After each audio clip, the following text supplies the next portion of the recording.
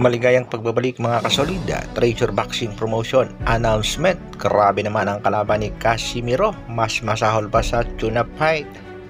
Former IBF champion Sunny Edwards aakyatin si Nonito Donaire sa 118 pounds division. Para sa ating unang balita mga kasolid, ang bakbakang hinihintay sa super middleweight division, posible ngang matuloy na yan mga kasolid. Ang Mexican superstar na si Canelo Saul Alvarez na sa kasalukuyan ay merong kartadang 60 wins, 39 knockouts, merong 2 talo. Siya rin ang kasalukuyang undisputed champion sa super middleweight division at ang kanyang huling laban ay noong September 30 ng nakaraang taon kontra kay Jermel Charlo. Samantalang itong Mexican monster na si David Benavidez ay may kartadang 28 wins, 24 knockouts, undefeated. Siya rin ang kasalukuyang WBC Interim World Super Middleweight Champion.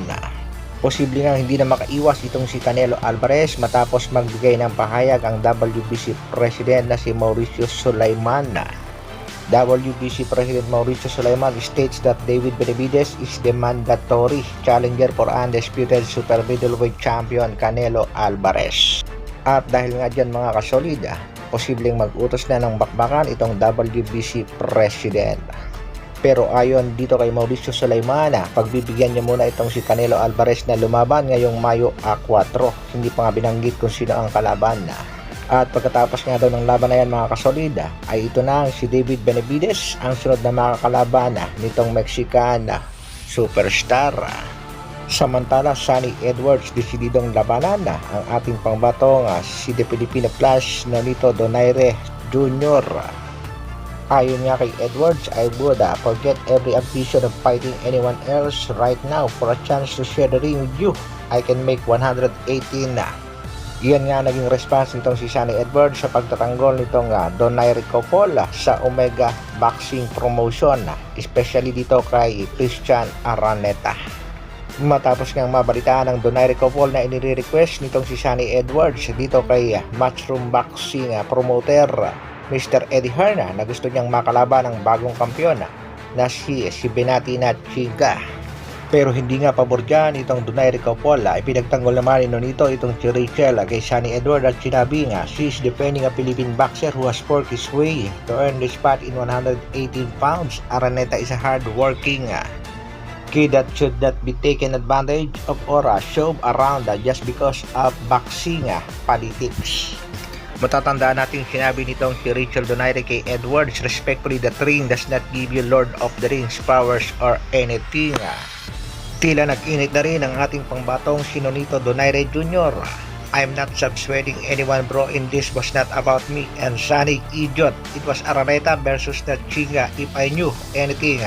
But by all means, if Sunny Edwards wants to ask Eddie Hearn to move up to 118 to fight me, I'll wait. Ano kaya magiging katugunan dito ni Mr. Eddie Hearn? Yan ang ating aantabayanan. Sa kabilang balita naman mga kasolid, marami na nga nag-aabang sa announcement ng laban ng ating pangbatong si Alas at matatandaan nga natin ipinos nitong si Cuadro Alas, Teach My Boy.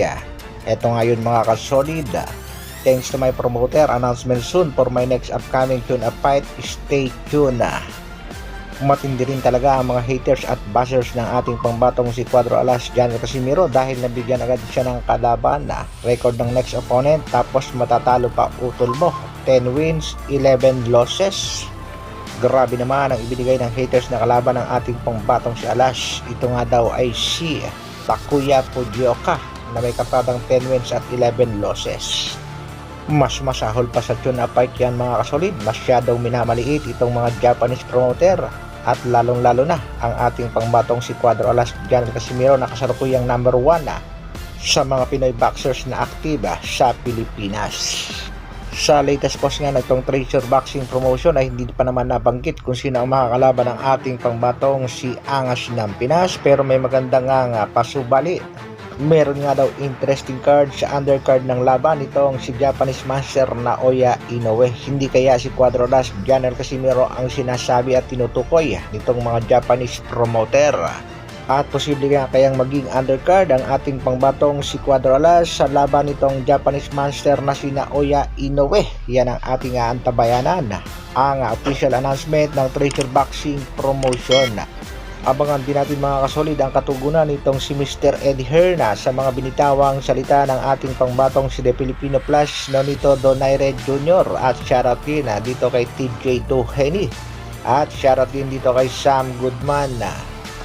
Shoutout din dito kay Silver Boys TV na napapabalitang pinatahimik muna pansamantala nitong MP President na si Mr. Sian at pinaghingi ng sorry dito kay Coach Doc J.